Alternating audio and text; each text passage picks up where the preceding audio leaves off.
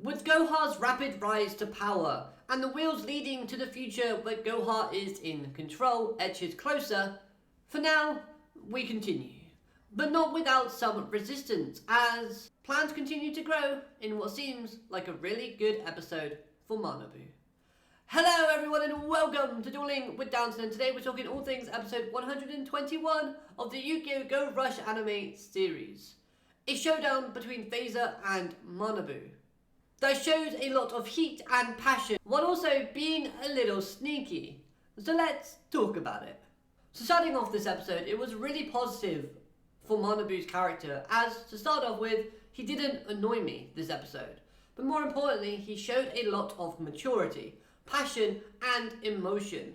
This is a character that's at the risk of losing his home, seeing how he's so grateful for MIK for taking him in and teaching him everything that he knows and giving him somewhere to call home.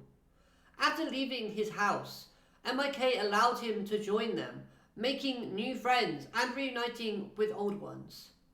And for him to learn how he could be losing this place to Gohar Company rightly made him want to take action in order to protect what's important to him. And this I thought was a really beautiful presentation from Manabu's emotional side of the character. Okay, he lost, but in the context of things, him winning would have been a negative for the secret plan that was unfolding. Yes, Manabu had no idea a plan was in motion, but Phaser couldn't reveal anything without the risk of his cover being blown. Phaser played the role of villain amazingly within this episode, taking a more emotionless approach, making the Ryugu brothers seeming more like their second season antagonistic personas. Tremolo being cocky, arrogant, and like he's looking down on everyone, where Phaser was more cold, emotionless, and direct. Even hinting at trading Danamu to Gohar Company for the merger deal. Which, come on, at this point, it was clear to us as the viewer that this wasn't true, and something more likely was afoot. Like there was a plan in motion, but even we were in the dark at that time.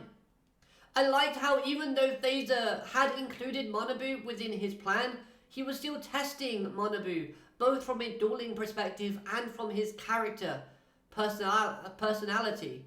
As we know, Manabu can easily be swayed by titles, so Phaser testing his resolve and seeing if Manabu would be tempted into joining Gohar with the promise of a high-ranking title. This was very smart and strategic from Phaser, which is nothing new from the character because we've come to know him as someone like that, but still, it was great to see. But now, with Gohar rising to power thanks to the team up with them and the Dark Empire, things have taken a darker turn. With knowledge of the future, as well as what tech would be useful and how it can make the best use of them thanks to the Dark Meister's memories of the future obtained by Yugioh, Yuna has gone from making toys to making Gohar drones. And these things are deadly, as we can now see them attacking humans, as seen by them electrocuting Ranran. Now, we do see Gohar branding everywhere, and Mutsaba is dying out, yet we haven't seen Asuka yet. And I can make certain that she won't go down easily, so hopefully a match between Yuna and Asaka happens soon. Now, the show did show off them starting off as being competitive yet friendly in terms of their relationship, meaning a lot of emotional weight should be behind that duel if it were to happen. However, we do know that Yuna is hot-headed and very prideful, so seeing that this partnership between herself and the Dark Meister, it seems like a recipe for future destruction. And I can't see both Yuna and Yumi working together long term, as their goals don't fully align. So how long can this last? Well, I've got no idea, but I can assure you an explosion will be fun to witness when it does. Now, a little thing on that topic though, because we do know that Otis was a Gohar employee. So at some stage, if Yumu does become Otis, then this partnership does kind of flip a little bit.